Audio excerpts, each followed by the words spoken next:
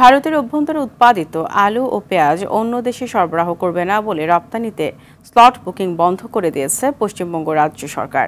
এতে দিনাজপুরের হিলিস্থল বন্দর দিয়ে ভারত থেকে আলু ও পেঁয়াজ আমদানি বন্ধ রয়েছে। ফলে হিলিস্থল বন্দর এলাকায় বেড়েছে সব ধরনের আলু ও পেঁয়াজের দাম।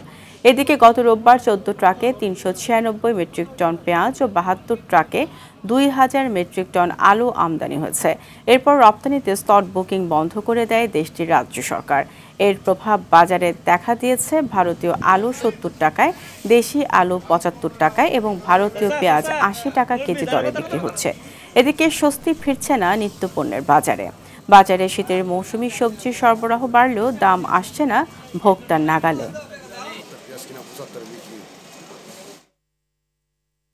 দর্শক, এই বিষয়ে বিস্তারিত জানাতে হিলি থেকে সরাসরি যুক্ত হচ্ছেন সহকর্মী আব্দুল আজিজ।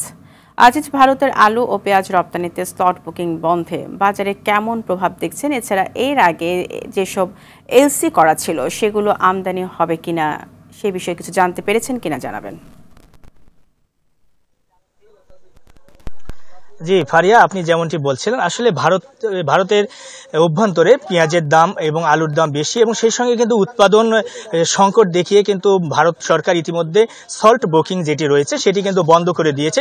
এর কারণে কিন্তু ভারতীয় যে রপ্তানিকারক রয়েছে তারা বাংলাদেশের অভ্যন্তরে কিন্তু তারা কোনো প্রকার আলু এবং পেঁয়াজের গাড়ি রপ্তানি করতে পারছে না, এমনটি কিন্তু আমরা জানতে পেরেছি। তবে ইতিমধ্যে কিন্তু এর প্রভাব খুচরা বাজারে পড়তে শুরু করেছে। আমরা কিছুক্ষণ আগেও কিন্তু খুচরা বাজারে খোঁজ নিয়ে দেখেছি, সেখানে কেজি প্রতি আলুর দাম বৃদ্ধি পেয়েছে 5 থেকে 6 টাকা, সেই সঙ্গে পেঁয়াজের দামও বৃদ্ধি পেয়েছে 5 থেকে 5 টাকা পর্যন্ত। আপনাকে জানিয়ে রাখি যে ভারতীয় যে আলু রয়েছে সেই আলু কিন্তু কেজি প্রতি বিক্রি হচ্ছে 65 থেকে 70 টাকা, অন্যদিকে কিন্তু দেশি আলু বিক্রি হচ্ছে 75 টাকা কেজি দরে এবং পেঁয়াজ যেটি রয়েছে ভারতীয় পেঁয়াজ সেটির দামও কিন্তু বৃদ্ধি পেয়েছে, এটি এখন বর্তমানে 75 থেকে 80 টাকা কেজি দরে বিক্রি হচ্ছে।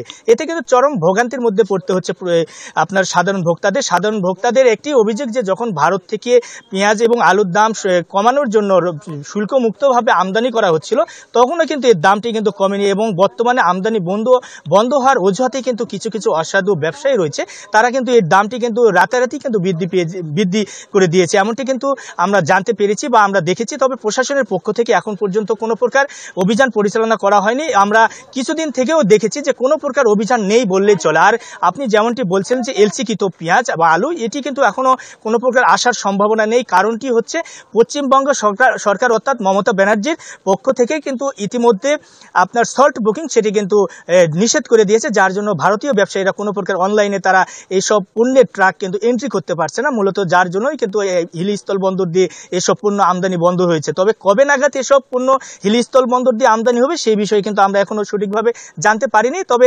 ইতিমধ্যে বাজার পরিস্থিতি কিন্তু অনেকটাই দুর্বিষহ অবস্থা পড়ে যাচ্ছে দিন দিন। তো এই ছিল ফারিয়া আমার কাছে দিনাজপুরে হিলিস্থল বন্দরের পাইকারি বাজার থেকে এই পেঁয়াজ এবং আলুর বাজার দর নিয়ে সর্বশেষ পরিস্থিতি। আজিজ, আপনাকে ধন্যবাদ।